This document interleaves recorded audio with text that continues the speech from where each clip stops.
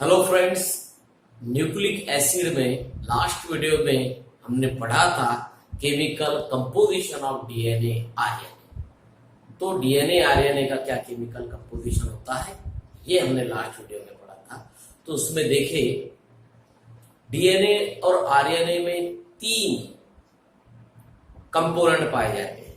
उसमें एक होता है पेंटोज शुगर, दूसरा होता है बेस जिसे हम नाइट्रोजनस बेस कहते हैं, और तीसरा होता है फॉस्फेट ग्रुप जो फॉस्फोरिक एसिड से मिलता है। तो ये तीन कंपोनेंट है। और उससे पहले वीडियो में हमने देखे थे किस तरह से न्यूक्लियोटाइड बनता है। न्यूक्लियोटाइड का मतलब ये तीनों का एक साथ जब कंपोजिशन बन जाता है, मतलब शुगर, बेस और फॉस्फेट, ये तीनों जब कंबाइन हो गए तो बनने वाले एक यूनिट को न्यूक्लियोटाइड कहेंगे। और इस तरह के कई जब न्यूक्लियोटाइड एक दूसरे को अटैच हो गए, मतलब एक न्यूक्लियोटाइड बना शुगर, बेस और फॉस्फेट ग्रुप से, वो एक यूनिट, वो एक न्यूक्लियोटाइड जब दूसरे उसी तरह के न्यूक्लियोटाइड को अटैच होगा, और ऐसे कई सारे न्यूक्लियोटाइड एक दूसरे को अटैच होते जाएंगे, एक बहुत बड़ा पॉलीमर जैसा स्ट्रक्चर मिलेगा। इसका मोनोमर न्यूक्लियोटाइड है, इसलिए पॉलीमर जैसा स्ट्रक्चर जो मिलेगा हम उसे पॉलीन्यूक्लियोटाइड कहते हैं। मतलब डीएनए और आरएनए के स्ट्रक्चर बनने के लिए सबसे पहले बनना पड़ेगा पॉलीन्यूक्लियोटाइड। मतलब डीएनए का स्ट्रक्चर भी बनना है या आरएनए का स्ट्रक्चर भी बनना है तो सबसे पहले पॉलीन्यूक्लियोटाइड बनेगा न्यूक्लियोटाइड से। न्यूक्लियोटाइड किससे बनेगा? शुगर, बेस और फॉस्फेट से। और वही न्यूक्लियोटाइड फिर जब बहुत सारे न्यूक्लियोटाइड एक दूसरे को अटैच हो जाएंगे, एक बहुत बड़ा पॉलीमर जैसा स्ट्रक्चर मिलेगा, तो वो हो जाएगा पॉलीन्यूक्लियोटाइड। अब ये जो पॉलीन्यूक्लियोटाइड का फॉर्मेशन है, यही डीएनए और आरएनए का प्राइमरी स्ट्रक्चर है। मतलब डीएनए और आरएनए के दो तरह के स्ट्रक्चर हमको देखना, एक प्राइमरी और एक सेकेंडरी। तो आज हम पढ़ेंगे primary structure of DNA RNA. तो किस तरह से डीएनए आरएनए का प्राइमरी स्ट्रक्चर बनता है, और ये जो प्राइमरी स्ट्रक्चर है एक्चुअली यही पॉलीन्यूक्लियोटाइड चेन का फॉर्मेशन है। मतलब पॉलीन्यूक्लियोटाइड किस तरह से बनती है, कंप्लीट स्ट्रक्चरल जो इंफॉर्मेशन है उसकी इसमें हम देखेंगे। तो पॉलीन्यूक्लियोटाइड के फॉर्मेशन को ही primary structure of DNA RNA कहा है। तो आइए चलिए देखते हैं किस तरह से पॉलीन्यूक्लियोटाइड का फॉर्मेशन होता है, मतलब primary basic structure DNA RNA का बनता है। तो primary structure of DNA RNA मतलब ही पॉलीन्यूक्लियोटाइड फॉर्मेशन। न्यूक्लियोटाइड बने फिर पॉलीन्यूक्लियोटाइड बनेगा। तो किस तरह से बने, तो आइए सबसे पहले एक न्यूक्लियोटाइड, एक यूनिट का स्टडी करते हैं। तो आपको पता है न्यूक्लियोटाइड में एक होता है पेंटोज शुगर, खास कर राइबोज शुगर, आपको पता है वो होती है राइबोज शुगर। मगर डीएनए में होती है बीटा डी 2 डीऑक्सीराइबोज, मतलब राइबोज का बीटा फॉर्म, और उसमें भी 2 डीऑक्सी, मतलब सेकंड जो कार्बन होगा पेंटोज शुगर का, राइबोज शुगर का, डीएनए में सेकंड कार्बन पे OH एब्सेंट होता है, आरएनए में सेकंड कार्बन पे OH एज इट इज होता है, इसलिए वो बीटा डी राइबोज होता है। आरएनए की sugar beta D ribose, DNA की बीटा डी 2 डीऑक्सीराइबोज। डीऑक्सी का मतलब जहां पर ऑक्सीजन नहीं, मतलब OH नहीं है, तो इसकी शुगर है बीटा डी 2 डीऑक्सीराइबोज। तो आइए ये देखिए स्ट्रक्चर 1 2 3 4 5।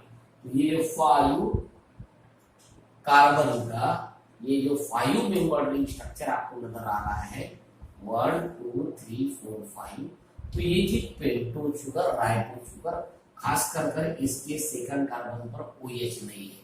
देखिए यहाँ पर OH एब्सेंट है, सिर्फ हाइड्रोजन, इसलिए बीटा डी 2 डीऑक्सीराइबोज है। लास्ट वीडियो में हमने देखे थे शुगर का नाम किस तरह से।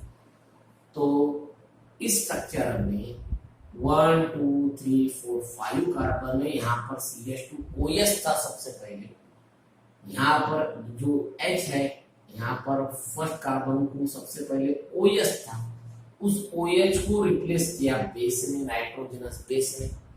मतलब यहाँ जो OH था सबसे पहले पेंटोस शुगर में, राइबोस शुगर में, वो OH को बेस ने रिप्लेस किया। मतलब OH को निकालकर वहां पर बेस अटैच हो।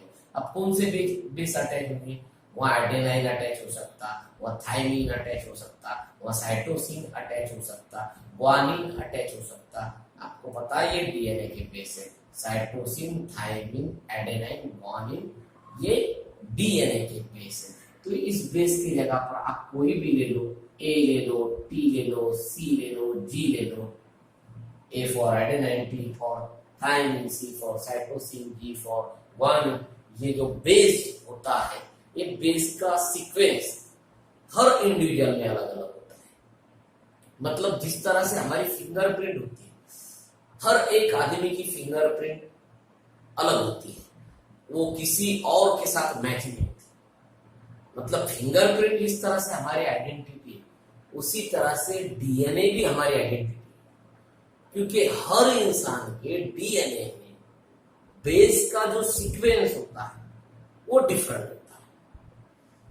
एक ब्लड रिलेशन के, मतलब जो ब्लड रिलेशन वाले लोग हैं, उनमें नियर अबाउट डीएनए का सीक्वेंस थोड़ा बहुत मैच होता है। मगर ये जो पर्सन टू पर्सन डीएनए में बेस का जो सीक्वेंस है, ये डिफरेंट होता है, जिस तरह से फिंगरप्रिंट होती है। पर एक फैमिली के एक ब्लड रिलेशन में डीएनए थोड़ा सा मैच कर जाता है। आपने सुना होगा कई सारे क्रिमिनल केसेस में डीएनए सैंपलिंग की जाती है। तो डीएनए सैंपलिंग से पता चलता है कि वो किसके डीएनए है। मतलब वो क्रिमिनल तक पहुंचा जा सकता है अगर उसके डीएनए खास कर मैच हुए। तो डीएनए की मैचिंग जो है वो बेस के सीक्वेंस पर की जाती है। मतलब मेरा जो बेस सीक्वेंस है डीएनए का, ये बेस सीक्वेंस वो मेरे किसी भी डीएनए से मैच कर जाएगा। तो हर डीएनए हर इंडिविजुअल के लिए एक तरह की आइडेंटिटी होती है। तो ये बेस जो है, इनमें से कोई भी बेस अटैच होगा, ये अटैच होने वाले यहाँ के जो बेस होते हैं, ये डिफरेंट पर्सन के लिए डिफरेंट उसका सीक्वेंस होता है, ये याद रखना।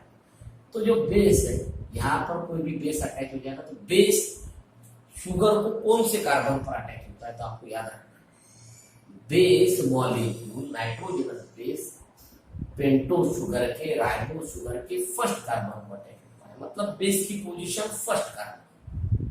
बेस कभी भी अटैच होगा तो शुगर के फर्स्ट कार्बन तो होगा, शुगर के फर्स्ट कार्बन को बेस अटैच, क्योंकि यहाँ OH था, OH को रिप्लेस किया बेस में, फिर बेस वहां पर अटैच होगा। फिर बाद में आते हैं फिफ्थ कार्बन। फिफ्थ पर सबसे पहले यहाँ पर CH2OH हुआ करता था पेंटोस शुगर में, राइबोस शुगर, मगर वो CH2OH का जो OH है वो फॉस्फोरिक एसिड के साथ रिएक्शन के बाद वो रिमूव होगा। मतलब क्या हुआ, ये पेंटोस शुगर के CH2OH में और फॉस्फोरिक एसिड H3PO4 में फॉस्फोरिक एसिड में, और ये जो CH2OH है, इनमें रिएक्शन होकर CH2OH का OH निकल गया और वहां पर फॉस्फोरिक एसिड से ये जो PO4 मतलब फॉस्फेट ग्रुप वो अटैच हो रहा है। तो फॉस्फेट ग्रुप शुगर को दो जगह लिंक होता है। फॉस्फेट ग्रुप शुगर को कहां पर लिंक होता है? दो जगह, एक शुगर के फिफ्थ कार्बन को और एक है शुगर के थर्ड कार्बन। मतलब फॉस्फेट ग्रुप शुगर के दो कार्बन को अटैच होता है, फिफ्थ और थर्ड। जिस तरह से बेस एक ही जगह पर अटैच होता है फर्स्ट को, मगर फॉस्फेट अटैच होता है फिफ्थ और थर्ड कार्बन। तो देखिए ये होगा PO4 मतलब फॉस्फेट ग्रुप। तो आपको पता है न्यूक्लियोटाइड में एक बेस, एक शुगर और एक फॉस्फेट ग्रुप होता है। मतलब इतना यूनिट अगर है, यहाँ से ऊपर का यूनिट ये होगा एक न्यूक्लियोटाइड। ऐसी न्यूक्लियोटाइड दूसरे न्यूक्लियोटाइड से अटैच होगा, दूसरा तीसरे से अटैच हो जाएगा। तो इस तरह से एक बड़ी चेन मिलेगी, वो होगी पॉलीन्यूक्लियोटाइड चेन की, मतलब प्राइमरी स्ट्रक्चर। तो यहाँ पर फॉस्फेट ग्रुप अटैच होगा। फॉस्फेट ग्रुप में भी देखिए ये PO4 है। अब ये जो फास्फोरस के साथ ये ऑक्सीजन है, ये सिंगल बॉन्ड से अटैच है। अब ये जो है, ये जो लाइनिंग है, ये जो लिंकेज है, ये इंडिकेट कर रही है कि ये ऑक्सीजन अब ऊपर वाले, मतलब ये स्ट्रक्चर बड़ा है, इस मॉलिक्यूल के ऊपर भी मॉलिक्यूल है, इसके नीचे भी मॉलिक्यूल है, तो ये जो ऑक्सीजन है ऊपर के शुगर मॉलिक्यूल के थर्ड कार्बन को अटैच हुआ, क्योंकि ये फिफ्थ है, यहाँ पर फॉस्फेट का ये जो ऑक्सीजन है फिफ्थ को अटैच, तो अब यहाँ पर फिफ्थ को अटैच है, तो ये ऑक्सीजन ऊपर वाले शुगर मॉलिक्यूल के थर्ड को अटैच है, तो ये लिंकेज ऐसी कंटिन्यू है। अब ये बचे ये दो ऑक्सीजन, तो ये दो ऑक्सीजन में एक इलेक्ट्रॉन पेयर है, मतलब एक नेगेटिव चार्ज का मतलब होता है इलेक्ट्रॉन पेयर, मतलब ये जो इलेक्ट्रॉन पेयर है ये दोनों की है, मतलब ये कभी भी यहाँ भी डबल बॉन्ड फॉर्म कर सकती है या यहाँ भी डबल बॉन्ड फॉर्म कर सकती है, मतलब ये जो इलेक्ट्रॉन पेयर है ये दो ऑक्सीजन पर मूव होती रहती है, उसकी वजह से स्ट्रक्चर में डबल बॉन्ड तैयार होते हैं, मतलब ये जो है माइनस चार्ज इलेक्ट्रॉन पेयर ये दोनों में शेयर की हुई है, मतलब ये डी लोकलाइज्ड जैसा है, तो ये यहाँ पर अगर आ गई तो यहाँ डबल बॉन्ड फॉर्म हो जाएगा, यहाँ पर अगर गई तो यहाँ डबल बॉन्ड फॉर्म हो जाएगा, मतलब दोनों के लिए। तो आप इस तरह से नहीं भी लिखे, एक जगह पर डबल बॉन्ड बता दे, दूसरी जगह पर सिंगल बॉन्ड, वैसा नहीं चलता। तो याद रखना है बेस फर्स्ट कार्बन को अटैच होता है और उसके बाद में फॉस्फेट ग्रुप फिफ्थ और थर्ड को अटैच होता है। तो आते हैं थर्ड कार्बन पे, देखिए ये थर्ड कार्बन था, यहाँ ऊपर OH है तो नीचे OH होगा, ओरिजिनल शुगर स्ट्रक्चर है, तो OH को फिर से PO4 ने रिप्लेस किया, ये PO4 फॉस्फेट ग्रुप ने रिप्लेस किया, तो फिर ये जो ऑक्सीजन है PO4 का ये थर्ड वाले कार्बन को अटैच हो गया, मतलब और भी इस न्यूक्लियोटाइड के साथ कनेक्ट करने का काम इस PO4 ने किया, मतलब एक न्यूक्लियोटाइड को दूसरे न्यूक्लियोटाइड से जोड़ने का काम, लिंक करने का काम यहाँ पर PO4 कर रहा है। तो ये जो लिंकेज है PO4 से बनने वाली एक न्यूक्लियोटाइड और दूसरे न्यूक्लियोटाइड, इस लिंकेज को कहते हैं फॉस्फोडाइस्टर बॉन्ड, मतलब ये कौन सा बॉन्ड है, फॉस्फोडाइस्टर बॉन्ड। तो न्यूक्लियोटाइड यूनिट को जो कनेक्ट करने वाली PO4 बॉन्डिंग होती है उसे फॉस्फोडाइस्टर बॉन्ड कहते हैं। कौन से बॉन्डिंग, फॉस्फोडाइस्टर बॉन्डिंग। तो इस तरह से ये एक न्यूक्लियोटाइड बना, फिर वो पॉलीन्यूक्लियोटाइड बॉन्डिंग से दूसरे न्यूक्लियोटाइड को कनेक्ट हुआ, तब जाकर ये एक दो ऐसे आगे तीन चार तो कई सारे न्यूक्लियोटाइड एक दूसरे को कनेक्ट होती जाएगी और एक बड़ा स्ट्रक्चर मिलेगा जो होगा पॉलीन्यूक्लियोटाइड का। तो उसी तरह से देखिए ये सेकंड यूनिट है, वैसे ही बेस फर्स्ट कार्बन को अटैच है और सेकंड को OH नहीं है जैसे ऊपर स्ट्रक्चर में है। अब इसका भी थर्ड कार्बन अटैच है PO4 के ऑक्सीजन को और फिफ्थ कार्बन ऊपर वाले PO4 के ऑक्सीजन को, मतलब आपको याद रखना है बेस अटैच होता है फर्स्ट को और ये जो PO4 मतलब फॉस्फेट ग्रुप अटैच होता है वो शुगर के थर्ड और फिफ्थ कार्बन को। अब उसी तरह से ये थर्ड कार्बन अटैच है नीचे वाले फॉस्फेट ग्रुप को। अब ये जो फॉस्फेट ग्रुप है इसका ये ऑक्सीजन जो है ये ऑक्सीजन अटैच होगा नीचे वाले शुगर के फिफ्थ कार्बन को, मतलब ये ऑक्सीजन अब किसे अटैच होगा, थर्ड वाली तो बॉन्डिंग ऊपर बन गई, अब बाकी है फिफ्थ वाली, तो यहाँ पर ये ऑक्सीजन नीचे वाले शुगर के फिफ्थ कार्बन को अटैच होगा। तो ऐसा कई न्यूक्लियोटाइड के बारे में होता जाएगा तो बहुत बड़ी चेन मिलेगी जो होगी पॉलीन्यूक्लियोटाइड की। तो ये पॉलीन्यूक्लियोटाइड का इस तरह से बनना ये इंडिकेट करता है प्राइमरी स्ट्रक्चर ऑफ DNA। अब ये तो होगा DNA, अब आते हैं primary structure of RNA।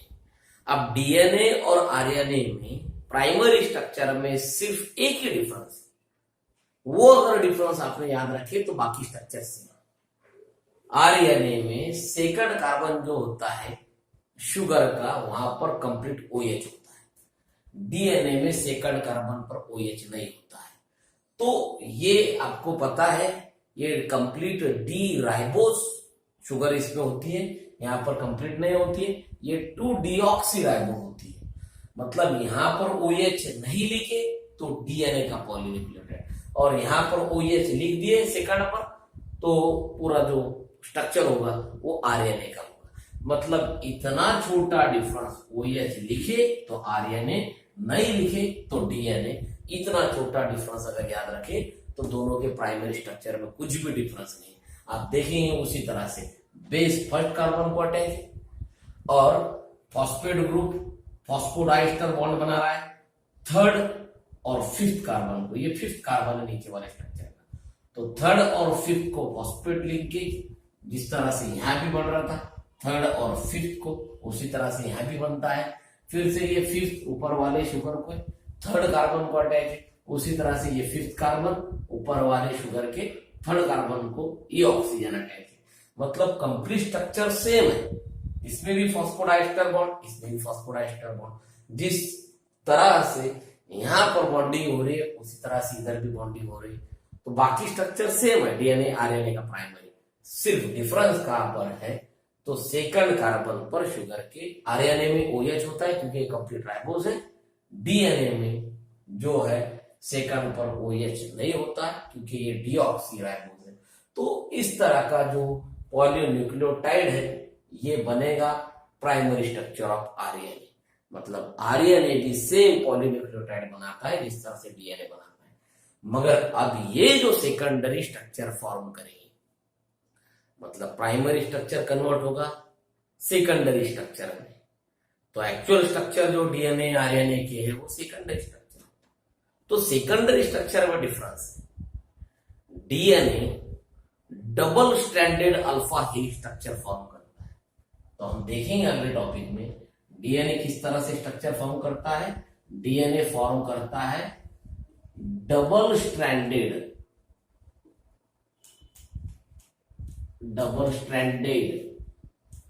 Alpha helix structure.